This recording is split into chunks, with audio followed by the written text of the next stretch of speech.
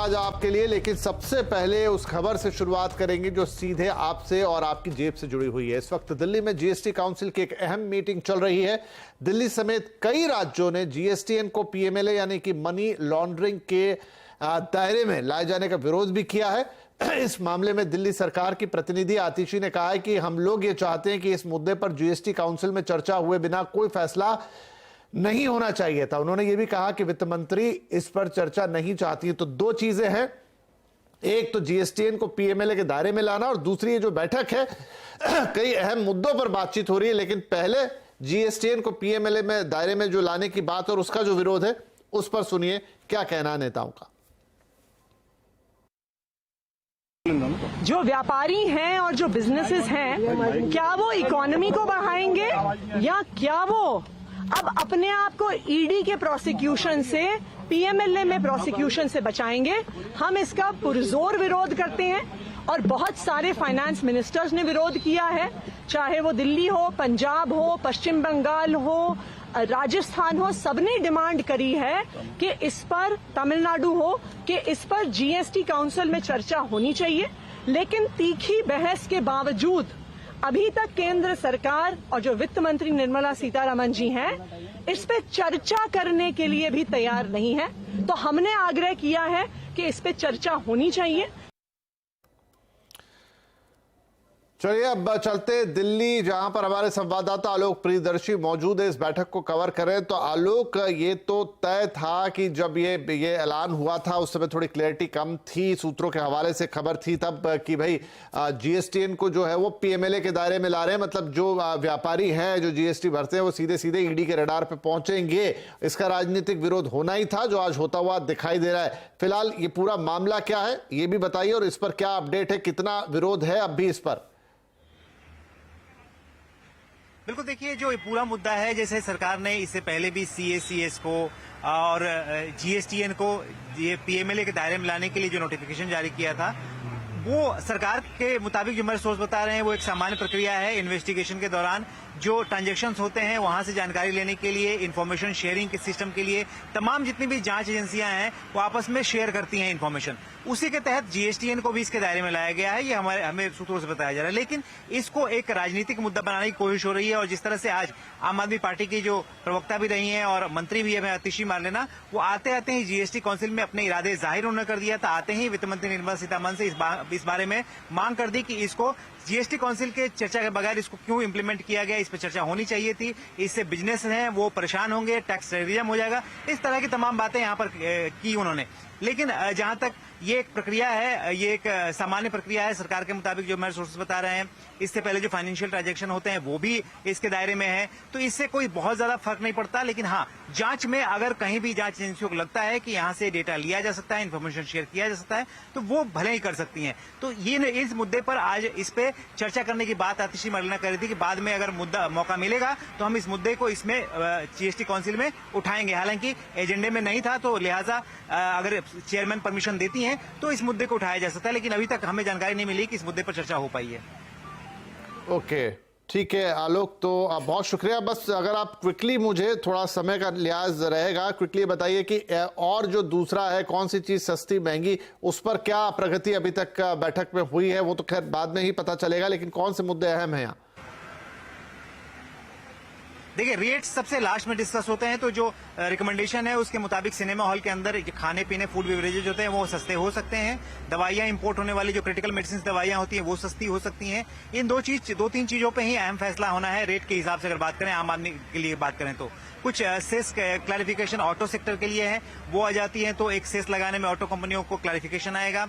इसके अलावा कुछ और भी मुद्दे हैं, जैसे कि ऑनलाइन गेमिंग का मुद्दा है, काफी लंबे समय से चल रहा है। कुछ चर्चा हो पाएगी नहीं हो पाएगी अभी तक इसमें नहीं लगता है कि अभी तक चर्चा हो पाई है। सबसे आखिर में ही चर्चा होगी। ऑनलाइन गेमिंग पे काफी पेचीदा मुद्दा था, तो ये सारे मुद्दे यहाँ पर अभी डिस्कस होने हैं। आप देखते हैं कि बैठक भी थोड़ी देर के बाद खत्म होने की ऐसी बात कही जा रही है, तो देखते हैं कि क्या आखिरकार इस बैठक में निकल पाता है। नजर रखिएगा, अहम बैठक है जीएसटी की। एक तरफ राजनीतिक विवाद भी और दूसरी तरफ ये जो लोगों से, आम लोगों से जुड़ी हुई चीजें हैं कि क्या ये होती है, खाने पीने का सामान और तमाम चीजों में दाम ऊपर नीचे जाते हैं। बिल्कुल आपसे अपडेट ले लेंगे, फिलहाल के लिए शुक्रिया। आगे बढ़े। वेदांता से अलग होने के बाद फॉक्सकॉन अब टाटा के साथ करार कर सकती है। टाटा ग्रुप पहले ही इलेक्ट्रॉनिक्स और सेमीकंडक्टर सेक्टर में रुचि दिखा चुकी है। इस एक्सक्लूसिव खबर के साथ हमारे संवाददाता असीम मनचंदा। तो असीम, क्या अपडेट है? कल ही जो है वेदांता के साथ डील टूटी है फॉक्सकॉन की और अब टाटा का नाम सामने आ रहा है। सोमवार को ही फॉक्सकॉन ने वेदांता के साथ अपना सेमीकंडक्टर प्लांट लगाने का जेवी खत्म किया है। उसके बाद फॉक्सकॉन ने एक स्टेटमेंट जारी किया है। फॉक्सकॉन का कहना है कि भारत के जो बाजार है उसको लेकर के काफी उत्साहित है और जल्दी ही एक एप्लीकेशन सेमीकंडक्टर प्लांट लगाने के लिए दोबारा से वो डालने की तैयारी कर रहा है। खासतौर पर कि उसने ये भी कहा है कि उसकी कई स्टेक होल्डर के साथ बातचीत चल रही है। ये स्टेक होल्डर भारत में भी हो सकते हैं और ये बाहर भी हो सकते हैं, लेकिन टाटा ग्रुप के एक बड़ी पोटेंशियल यहाँ पर निकल करके आती है। दोनों कंपनियों के बीच में एक पार्टनरशिप होती है हमें दिखाई दे सकती है। खासतौर पर जो टाटा ग्रुप है वो काफी लंबे समय से सेमीकंडक्टर लगाने की दिशा के अंदर काम कर रहा है। जो टाटा ग्रुप के चेयरमैन एन चंद्रशेखरन है वो भी पहले कई बार सेमीकंडक्टर प्लांट लगाने की इच्छा जाहिर कर चुके हैं और खासतौर पर जिस तरह का ये सेमीकंडक्टर प्लांट होगा इसके लिए करीबन 10 से 20 बिलियन डॉलर के आसपास का इन्वेस्टमेंट चाहिए होगा और ये कोई स्टेबल ग्रुप ही है वही जो कोई इन्वेस्टमेंट कर सकता है। सरकार भी यही चाहता है कि कोई स्टेबल ग्रुप आगे निकल करके आए जो इतनी भारी भरकम इन्वेस्टमेंट कर सके और सरकार उसको सपोर्ट करे। तो इन दोनों कंपनियों के बीच में आपको आने वाले दिनों में एक पार्टनरशिप होती हुई दिखाई दे सकती है। जी शुक्रिया असीम इस जानकारी के लिए। और अब बात कर लेते हैं बाजार की। फिर निफ्टी एक्सपायरी के दिन आज आखिरी घंटे में बाजार में हमने एक बिकवाली देखी जहां बाजार फिसल कर बंद हुआ। सेंसेक्स 274 अंक तो निफ्टी 84 अंक चढ़कर बंद हुआ। आज सबसे ज्यादा बिकवाली बैंकिंग फाइनेंशियल शेयरों में रही। ऑटो, पीएससी, फार्मा शेयरों में खरीदारी देखी गई। वहीं एफएमसीजी, इंफ्रा एनर्जी इंडेक्स में आज बढ़त पर बंद हुए। तो एक्शन कहां था वो हमें बताएंगे हमारे सहयोगी सुमित मल्होत्रा हमारे साथ है। सुमित, आज किन सेक्टर्स में या शेयरों में एक्शन देखने को मिला? देखिए आज वोलेटाइल सेशन था जहां पर फर्स्ट हाफ तो थोड़ा बेटर साइड हुआ, सेकंड हाफ में थोड़ी बहुत प्रॉफिट टेकिंग थी ऑब्वियसली क्योंकि आज फिर निफ्टी की एक्सपायरी भी थी। लेकिन कुछ इंडिसेस में जहां पर आज खरीदारी थी उसमें आइशर मोटर लगातार बिकवाली के बाद आज पुल बैक कह लीजिए 2.5% की तेजी। सन फार्मा 2.5% उछाल, टाटा कंज्यूमर करीब 0.2% ऊपर, अपोलो हॉस्पिटल रफली 5300 के आसपास तो करीब 2% का उछाल वहां देखने को मिला। बिकवाली थी यूपीएल में करीब 2.5% नीचे, जेएसडब्ल्यू स्टील 1.5% नीचे, एक्सिस बैंक 1.25% नीचे, बजाज फाइनेंस करीब 1.25% के आसपास की बिकवाली यहां पर आते हुए दिखाई पड़ी। मिड कैप के बढ़ने वाले शेयरों में भारत डायनेमिक्स जोरदार तेजी पूरे डिफेंस स्पेस में। तो Bharat dynamics, Cochin shipyard, Mazagon dock, तीन नाम, तीनों के तीनों 10 से लेकर 14% चले। टाटा कंज्यूमर करीब 7% का जोरदार उछाल यहां आता हुआ दिखाई पड़ा। मिड कैप लूजर्स में स्वान एनर्जी, ब्राइटकॉम लगातार बिकवाली में, नवीन फ्लोरिन, सेरा सैनिटरी कुछ ऐसे नाम जो कि 3.5 से लेकर 5.5% तक बिकवाली के साथ बंद हुए।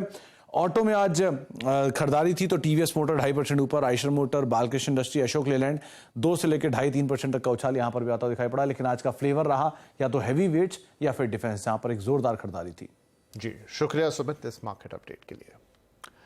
और अब बात करते हैं बारिश की। देश में बारिश थमने का नाम नहीं ले रही है। कहीं पहाड़ टूट रहे हैं तो कहीं बाढ़ से तबाही मची हुई है। हिमाचल, उत्तराखंड, दिल्ली, यूपी, पंजाब में जोरदार बारिश हो रही है। हिमाचल और उत्तराखंड में मौसम विभाग ने फिर रेड अलर्ट जारी किया है। अब तक 24 घंटे में करीब 40 जगह लैंडस्लाइड्स हो चुकी हैं। पानी के साथ इमारतें भी बहती जा रही हैं। बीते 3 दिनों में बारिश के चलते 76 लोगों की जानें भी गई हैं। राज्य में 3000 करोड़ से ज्यादा का नुकसान हो चुका है। उत्तराखंड के उत्तरकाशी में पहाड़ से टूटकर पत्थर गिरने से 4 लोगों की मौत हो चुकी है और 10 लोग घायल हैं। राजधानी दिल्ली में यमुना नदी का वाटर लेवल खतरे के निशान के ऊपर बह रहा है।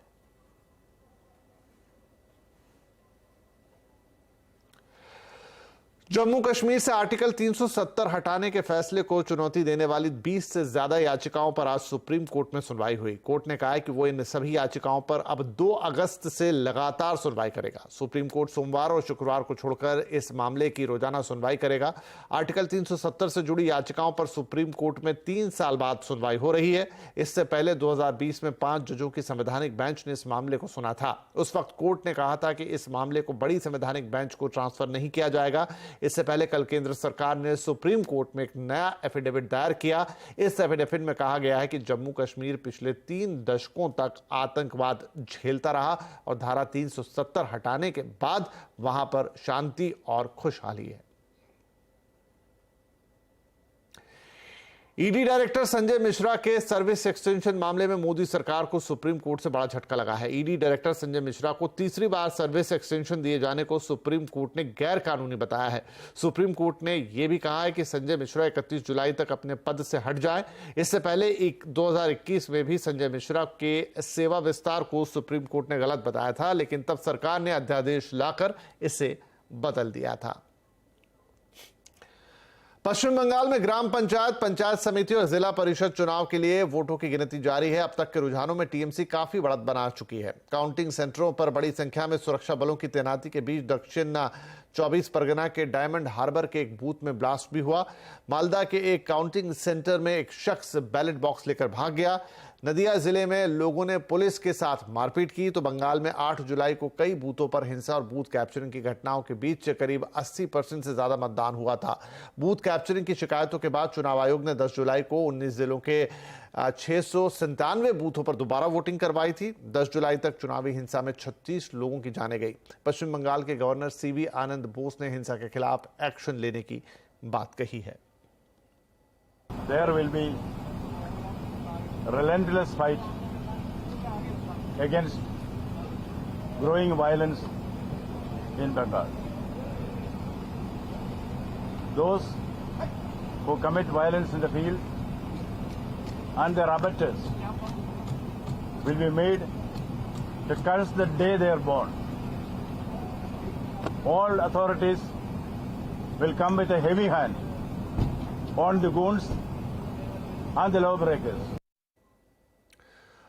इधर बीजेपी ने टीएमसी पर आरोप लगाया कि उनके लोगों को मतदान केंद्र तक नहीं जाने दिया गया। बीजेपी ने कहा कि बंगाल में चुनाव और हिंसा एक दूसरे के पर्यायवाची बन गए हैं। हम जानते हैं कि कहा जाता था कि what Bengal thinks today India thinks tomorrow. जिस भूमि से कभी वंदे मातरम के शब्द उपजे थे, आज बड़े दुख के साथ कहना पड़ रहा है कि आज उसी भूमि में थैंक्स टू टीएमसी जिस प्रकार की हिंसा हो रही है वो अपने आप में अप्रत्याशित है। इससे पहले कभी इस प्रकार की हिंसा न हमने कभी देखा था, न किसी चुनाव में सुना था। चुनाव और हिंसा आज बंगाल में पर्यायवाची शब्द बने हुए हैं। WHO ने जंक फूड के विज्ञापनों को लेकर चेतावनी जारी की है और कहा है कि ये विज्ञापन फूड को लेकर बच्चों की समझ पर असर डालते हैं। तो क्या विज्ञापन है जंक फूड की आदत डलवाने वाले विलेन? देखना मत भूलिए आज का कंज्यूमर अड्डा शाम 5:57 पर। जंक फूड विज्ञापन है विलेन? हमारे साथ जरूर जुड़िए 5:57 पर आज का कंज्यूमर अड्डा।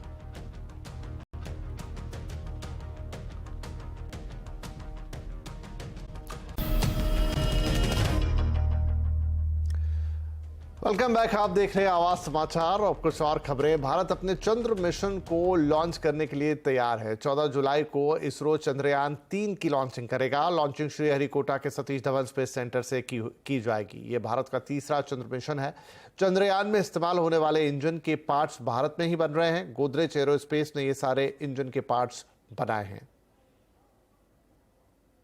गोदरेज इसरो के साथ लास्ट 35 ईयर्स से लिक्विड प्रोपल्शन इंजन में काम कर रहा है और चंद्रयान 3 के लिए भी हमने लिक्विड प्रोपल्शन इंजन जो है जो सेकंड स्टेज में लगते हैं LN-110 विकास इंजन और थर्ड स्टेज में जो C-20 इंजन जो क्रायोजेनिक स्टेज बोलते हैं वो हमने बनाए हैं यहाँ पे मुंबई में। और चंद्रयान बोलो या एनी अदर फ्लाइट जो इसरो लेता है उनमें ये स्टेजेस रहते ही हैं। सो ये सब यहाँ पे मुंबई में बनते हैं और हमारे साथ इसरो के भी इंजीनियर्स हैं जो यहाँ पे साथ में काम करते हैं, गोदरेज इंजीनियर्स, इसरो इंजीनियर्स, और हम साथ में ये जो इंजन बनाते हैं और फिर LPSC को सप्लाई करते हैं इंटीग्रेट करने के लिए स्टेजेस में। ये फाइनल प्रोडक्ट है विकास इंजन, इसे नाम दिया गया है और ये विकास इंजन जो है उसे चंद्रयान 3 में इस्तेमाल किया गया है जो 14 जुलाई को श्रीहरिकोटा से चंद्रयान 3 उड़ान भरेगा। इस तरीके के इंजन पूरी तरह से तैयार हैं और ये असली इंजन है और इसी तरीके के इंजन चंद्रयान 3 में लगे गए हैं। ये काफ़ी बड़ा विकास इंजन है और विकास इंजन को किस तरीके से बनाया जाता है वो आप तस्वीरों में साफ तौर पर देख सकते हैं। ये जो हिस्सा है वो इंजन का सबसे आखिरी पार्ट होता है और इसमें एक स्पेशल तरीके का एलॉय इसमें इस्तेमाल किया जाता है ताकि जो स्टील होती है, जो आयरन होता है, वो एक स्पेशल तरीके का होता है ताकि उड़ान भरते वक्त इसकी जो वेट है वो लाइट रहे और कोई भी खामी इसमें ना आए। दूसरा पार्ट देखिए, ये इंजन का सबसे इम्पोर्टेंट पार्ट है जिसके अंदर मशीन्स लगती हैं और इस तरीके के जो पार्ट्स हैं वो विकास इंजन, जो मैंने आपको पूरी तरीके से बना के दिखाया था, विकास इंजन जो पूरी तरह से तैयार था, उसके जो अलग अलग पार्ट हैं वो अलग अलग इंजीनियरिंग लेवल पर यहाँ पर बनाए जाते हैं। और साफ तौर पर देखिए, जिस तरीके के जो स्टील के पार्ट्स हैं, अलग अलग पार्ट्स उसके वेट किए जाते हैं, उसको नापा जाता है, उसकी कटिंग करने के बाद सारे पार्ट्स को एक साथ असेंबल किया जाता है। असेंबल करने के बाद ये जो इंजन्स में इस्तेमाल होता है। जैसे हमने दूसरे पार्ट में आपको दिखाना चाहूँगा कि ये जो मेन पार्ट्स है जो बूस्ट अप, यानी कि जब कोई भी GSLV या जो कोई रॉकेट लॉन्चर जब हवा में उड़ता है तो सबसे ज़्यादा पावर इंजन्स को दिया जाता है ताकि वो ऊपर की तरफ, स्पेस की तरफ बढ़े। तो इसलिए सारे पार्ट्स अपने आप में काफ़ी ज़्यादा इंपॉर्टेंट रोल अदा करते हैं। तो करीब 4 साल बाद एक बार फिर उड़ने के लिए तैयार है चंद्रयान और ये उसकी तीसरी उड़ान होगी जिसमें भारत सफलता की उम्मीद कर रहा है चांद पर लैंडिंग की। खैर, आगे बढ़ते हैं। भारत में 2005 और 2006 से 2020-21 के बीच 15 साल में 41 करोड़ 50 लाख लोग गरीबी से बाहर निकले हैं। यूएनडीपी ने मल्टी डायमेंशनल पॉवर्टी इंडेक्स जारी करते हुए भारत की सराहना की है। इसमें कहा गया है कि भारत समेत कुल 25 देशों ने MPI इंडेक्स को घटाकर आधा कर लिया है। इसमें कंबोडिया, चीन, कॉन्गो, होंडुरास और इंडोनेशिया जैसे देश शामिल है। भारत में 15 साल में मल्टी डायमेंशनल पॉवर्टी में 55.1% से घटकर 16.4% पे आ गई है। रिपोर्ट में बताया गया है कि भारत में सभी इंडिकेटर्स में सुधार हुआ है। आज विश्व जनसंख्या दिवस है। आबादी के मामले में भारत चीन को पीछे छोड़कर दुनिया में सबसे ज्यादा आबादी वाला देश बन चुका है। बड़ी आबादी भारत के लिए एक मौका है या चुनौती? आज आवाज अड्डा में इसी पर होने जा रही है बड़ी बहस। शाम 7:57 पर जरूर जुड़िएगा हमारे साथ। बड़ी आबादी, मौका या चुनौती? अब आपके लिए एक जरूरी खबर, EPFO ने योग्य सदस्यों को हायर पेंशन ऑप्शन चुनने का ऑप्शन दिया है। लेकिन अगर आपने अभी तक हायर पेंशन के लिए अप्लाई नहीं किया है तो इस काम को तुरंत पूरा कर लीजिए, क्योंकि आवेदन करने की आज आखिरी तारीख है और इस बार आखिरी तारीख बढ़ने की संभावना कम है क्योंकि EPFO पहले ही 2 बार इसकी डेडलाइन बढ़ा चुका है। नए नियम के मुताबिक अब आपकी एक्चुअल बेसिक सैलरी के हिसाब से आपकी पेंशन तय होगी, जबकि अब तक पेंशन के लिए सिर्फ 15,000 रुपए तक बेसिक सैलरी के लिए जाते थे। बॉलीवुड के खिलाड़ी यानी अक्षय कुमार की upcoming film oh my God 2 का टीजर रिलीज हो गया है। इसमें अक्षय कुमार लंबी जटाएं और माथे पर भस्म लगाए भगवान शिव के रूप में नजर आ रहे हैं। बैकग्राउंड में हर हर महादेव का जयकारा भी है। अक्षय के साथ साथ फिल्म में पंकज त्रिपाठी का भी जबरदस्त रोल देखने को मिलेगा। साथ ही अरुण गोविल और यामी गौतम भी फिल्म में नजर आएंगे। ओ माय गॉड 2 सिनेमाघरों में 11 अगस्त को रिलीज होगी।